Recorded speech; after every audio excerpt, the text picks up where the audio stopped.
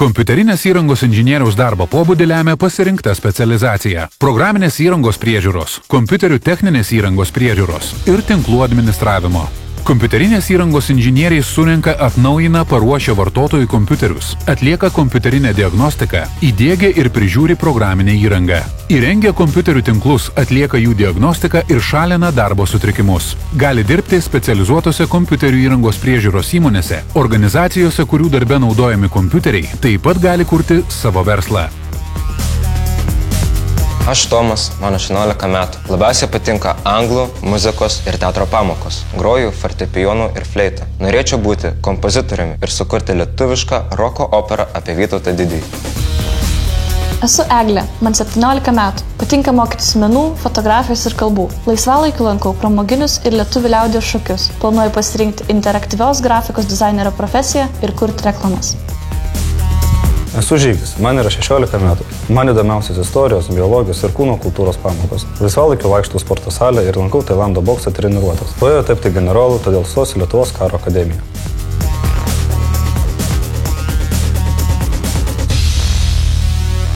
Modestas Vinikas, kompiuterinės įrangos inžinierius. Pareigos sistemų priežiūros grupės vadovas. Darbo stažas 5 metai. Baigė Vilniaus Gedimino technikos universitetą. Paprastai žmonės į IT specialistus kreipiasi pagalbos, tarkim, ten neveikia paštas, ar nespausdina spausdintuvas, ar kompiuteris tiesiog neįsijungia. Juos reikia nuraminti, stengtis kuo greičiau padėti ir išspręsti tą bėdą, su kuria susidūrė vartotojas. Jeigu įmanoma, tai mes nuotoliniu būdu prisijungiam prie kliento kompiuterio ir atliekam tos reikalingus darbus. O jeigu nepavyksta nuotoliniu būdu išspręsti, tarkim, kompiuteris neįsijungia, tai tiesiog jau nieko nepadarysi, reikia važiuoti į vietą ir spręsti tą problemą. Paprastai įranga paimama pas mus į ofisą ir mes ofise diagnozuojam gedimą, tą problemą pašalinam ir vėl grąžinam techninę įrangą vartotojui. Į šitą kompiuterį reikia įdėti atminties modulį, tai prieš tai reikia užsidėti apyrankę, kad išvengtumėm elektrostatinio krūvio. Dabar ją prisijungtamės. Administratoriai bendrauja su programuotojais, programuotojai su techniniais specialistais, nes kartais klientas reikalauja atlikti tokią užduotį, ar ne, kuriai reikia įvairių specialybių kompetencijų. Tiek programuotojo kompetencijos, tiek techninės įrangos specialistų kompetencijos, tiek administratorių atminties modulį reikia įdėti į šitą juodą vietą. Kadangi IT sritis yra dinamiška, pastoviai kintanti, tai būtinas šitoje vietoje parodyti, kad jisai kūrybiškumas, atsakingumas, noras tobulėti, gilinti žinias, būtina nuolat domėtis IT naujovėmis, nes technologijos IT srityje kinta diena iš dienos. Norint IT specialistui nuolat tobulėti, būtina laikytis egzaminus, parodyti, kad jisai turi kompetenciją valdyti naujausią techninę arba programinę įrangą. Pas mane ant mėgamojo staliuko tai ne čekuolis guli, o sertifikatų knyga. Taip, tai čia mūsų serverinė. Yra serverinė spinta su diskų masyvais. Šalia lemputė reiškia, kad diskas geras, raudona tai jau, kad diską jau reikia keisti. Matom, kad visi diskai tvarkingai veikia. Technologijų kitimas ir atsinaujinimas ir iš naujo mokymasis, tobulėjimas tai yra geras dalykas. Kai pastoviai reikia naujų dalykų išmokti, tai darbas netampa nuobodus. Mokykloje ir universitete tu vis tiek mokais daug, ką galbūt tu nepanaudosi arba kas tau tikrai yra labai neįdomu. O čia tu nuolat mokinės tai, kas tau įdomu. Nejauti, kad tu mokas, tu tiesiog maloniai leidai laiką. Aukštoji mokykla išmoko mokytis, tu išmokęs lengviau suprasi, apie ką kalbama mokymosi medžiagoj. Pakankamai daug literatūros, aišku, yra lietuvių kalba, tačiau pati naujausia, žinoma, yra anglų kalba.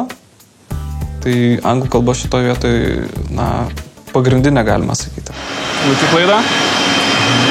Tie jungtukai turi būti iš apačios. Šitai. Jo. Jeigu tu ką tik baigėjai universitetą, jaunesniuoju, tarkim, IT specialistų, pakankamai drąsiai galėtum įsidarbinti.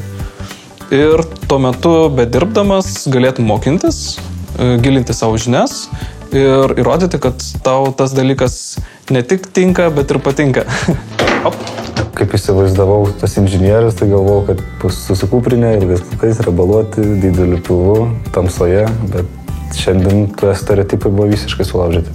Visi labai malonus, mandagus ir tikrai bendraujantis. Dirba įtemptai, bet užtat, kaip matėme, yra labai gražus kambariai, kuriuose gali atsipalaiduoti.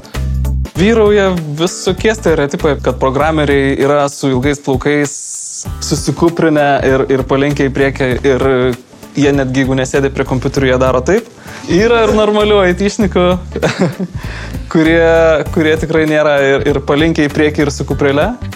Stengiamės prisižiūrėti. Manau, kad vadovautis stereotipais tikrai nereikėtų. Čia yra muzikos kabinetas mūsų. Tai va galėsit pamušt būgnus ir panervuoti dirbančius.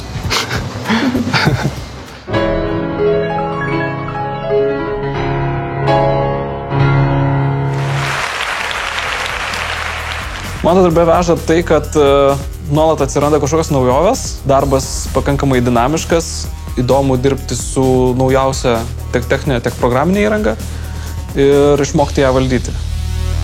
Programavimo kalba yra visam pasauliu ta pati. Ir tie patys sertifikatai, kaip pasakojo, Microsoft ir toliau, jie visam pasauliu tokie patys, todėl turi tokias pačias galimybės ar Lietuvoje, ar tarkim kokioje Naujoje Zelandijoje įsidarbinti. Reikėtų mokėti bendrauti su žmonėm. Jeigu klientas turi kokių problemų, nusiskundimų, tu turi sugebėti su juo išspręstos tas problemas. Labai svarbus komunikabilumas. Mane sudomino šis darbas. Tai yra tikrai paklausi specialybė, manau. Jų tik reikės, o labiau, kai technologijos keičiasi su kiekviena diena.